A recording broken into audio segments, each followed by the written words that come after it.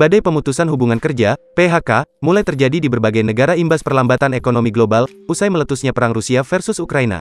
Terbaru, perusahaan induk Facebook, Meta Platforms Inc., mengumumkan PHK massal terhadap 13% dari total karyawannya atau sekitar 11.000 pegawai, pada Rabu, tanggal 9 November tahun 2022.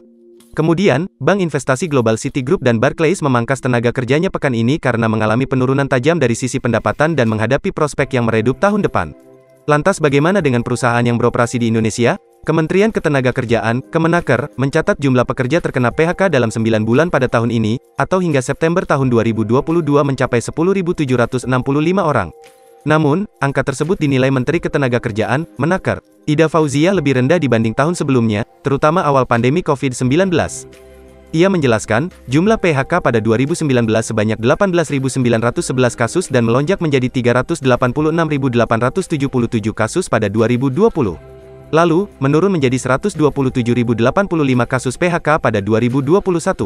Angkanya kembali turun menjadi 10.765 kasus per September tahun 2022. Minta aturan no work no pay. Pengusaha meminta Kemenaker membuat peraturan terkait jam kerja yang fleksibel, sebagai upaya mencegah adanya pemutusan hubungan kerja, PHK.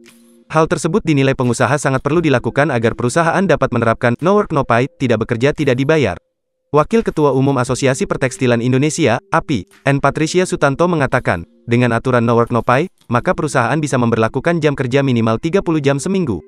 Hal senada juga disampaikan oleh Asosiasi Pengusaha Indonesia, APindo. Ketua Bidang Ketenagakerjaan APindo Anton J. Supit mengungkapkan, pemerintah bisa mempertimbangkan aturan yang menerapkan prinsip no work no pay.